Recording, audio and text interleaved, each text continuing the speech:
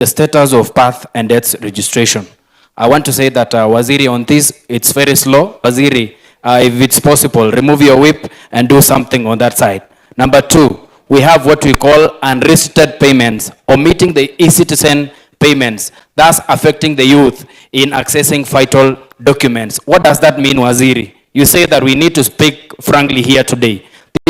This is what I'm saying. Our youth are really facing rough time, especially when getting their birth certificates and even their IDs. Reason being, they are being told, if you want this thing to be fast track, at least utupe kakitu. Kama si tao moja, tao mbili ama tao tatu, ndio upate birth certificate ama iyo ID yako. Waziri, do something on that. Number two, Waziri, we are requesting that you effect the already gazetted divisions, locations, sub-locations to create employment to our young people and also to e-services, service delivery to our young people. And I would like to say whatever the person who spoke before me. I want to talk of one, the Tapaita location in Sondu.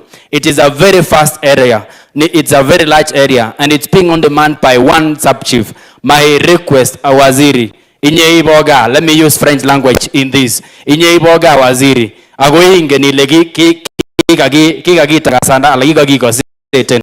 Amma so mingo mingine tapke inyigis chero Waziri. Suka biti toretish. Number 3.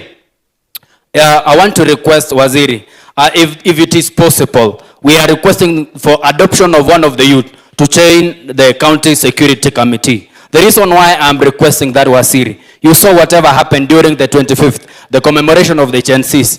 Part of the towns that we had rioting was here in Kericho County. Reason being, it got some of our security officers when they were not aware that something was going to happen. And I want to tell you, Waziri, if some of us could be in there, in fact, we are in many of these WhatsApp groups, we knew what was going to happen. If we are adopted today in the County Security Committee, I'm very sure we are going to give timely information and it is going to help our county government and also the national government in getting security details and especially to deal with the young people. Number 4, Waziri, I want to request you humbly that you consider lowering the age limit for our chiefs and sub-chiefs. The reason why I'm requesting that, Waziri, is that nowadays we have many people who have gone to school and we don't have jobs. And if you lower this age limit for the chiefs and the sub-chiefs, it's going to be competitive and our young people are going to get jobs inside there. I want to cite one of the ACCs, Rehema Kiteto, coming from Bomet, a very young ACC in the country. And I want to tell you, Waziri, she's doing a very marvelous job. I know also, given a chance that we give these young people an opportunity, they are going to perform just like Rehema Kiteto does. Number 5, Waziri, is the issue about proper marketing and involvement of youths in government programs by engaging them, not only in social media, but also here in ground. I want to request you, Waziri. I want to say this. Kenya Kwanza government is doing a very nice job. They are doing very nicely. But the only problem that we have is how information reaches the ground. Whereby, if you saw about the challenge that we had with SHA, we had our parents saying, what is it called? Is it SHA, shift? But if we had our young people getting trained and dispatched to ground so that they could sell the government agenda, I'm very sure we could not be having a big problem on that. Number 6, Waziri, is the issue about partnership between the youth and government in mass registration of IDs. Waziri, this one I'm really requesting humbly that if there is a way, especially here at home, you know, we are talking of we want our president, William Samoei Ruto, to go for 2 terms. And yet many of our young people doesn't have IDs. Waziri, I want to request humbly, with the young people, we are very ready to do mobilization. Can you allow us to do partnership with the government so that we can enroll our young people to take their IDs? And I can tell you, Waziri, we are not going to have a big challenge when it comes to 2027 elections. Number 7, Waziri, is the issue. I want to finish by saying this, Waziri. I want to thank you for doing a good job.